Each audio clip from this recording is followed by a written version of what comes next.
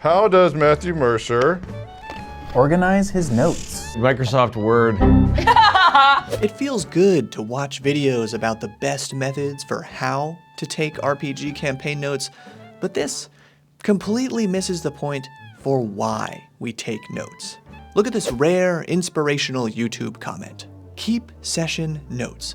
We finally started doing this. Wish to the gods I had more than vague memories of our adventures and campaigns from the past 4 decades. From this kinda tragic experience, we get 2 simple takeaways. 1. Note-taking will help you remember the fun times you had playing RPGs over 40 years later. And 2, without taking notes, you can still have a perfectly fun time playing RPGs for 40 plus years.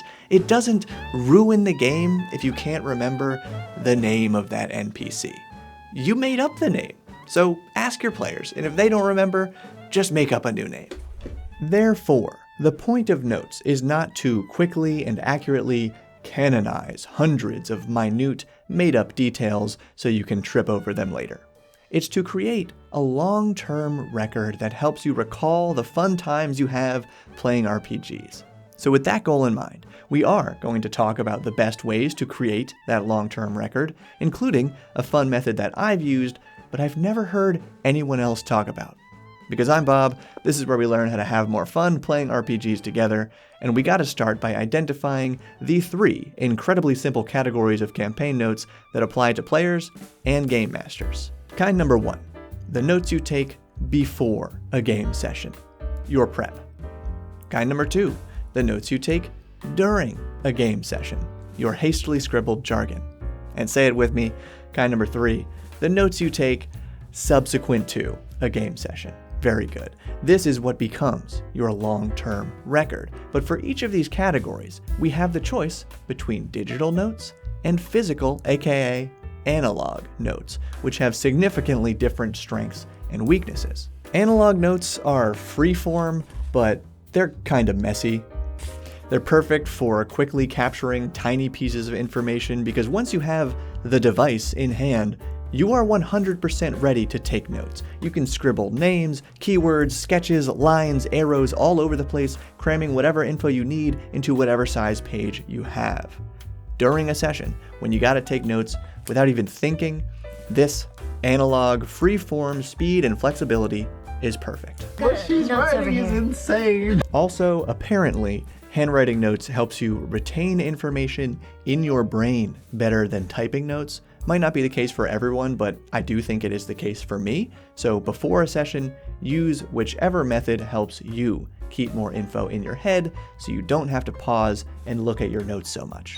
Now digital, on the other hand, is rigid and organized, perfect for retaining lots of information over time, but once you have the device in hand, is it charged? Is it plugged in? Is it updated? Is your notes application updated? Are you logged in? How's your connection speed? Are the device and application just working properly?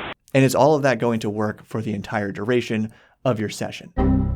Maybe, but it's out of your control, and even so, you're usually limited to line-by-line written words.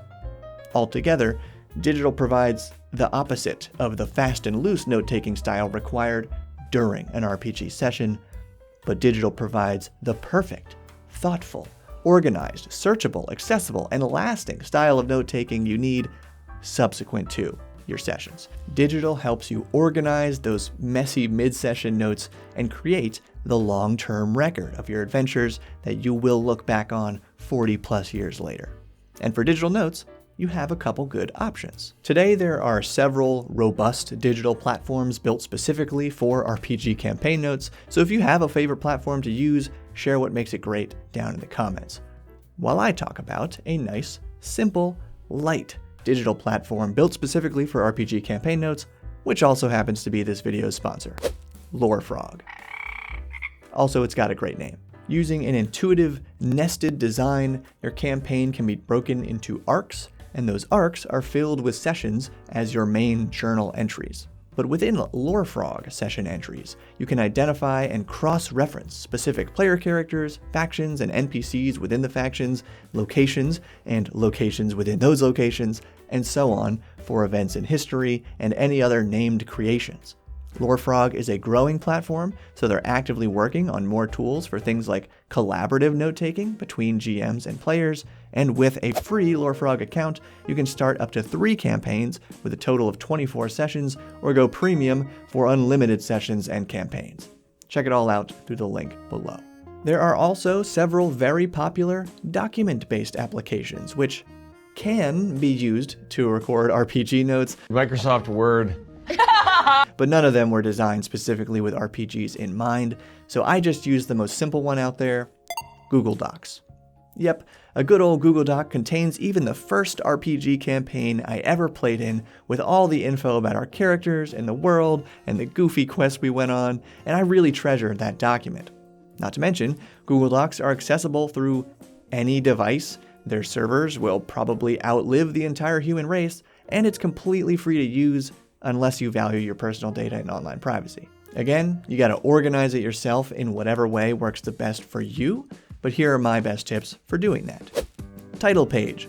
What's the campaign title and a spoiler-free summary? Party page. Summarize the details, backgrounds, major abilities, and important equipment of each player character. As the GM, you should check out this party page before every session to come up with fun ways to challenge specific characters, and as a player, you should check it to come up with fun ways to roleplay with specific characters. Index page. NPCs, factions, locations, items, and other lore. Just single lines of text summarizing only the most important details, and if it's a really important NPC or location or whatever, include the number of the session that contains the full details not mentioned here. On that note, the GM may want to keep a separate doc filled with lore and secrets and ideas for the rest of the campaign. But then the rest of this record is just a bunch of small, numbered paragraphs summarizing the events of every game session.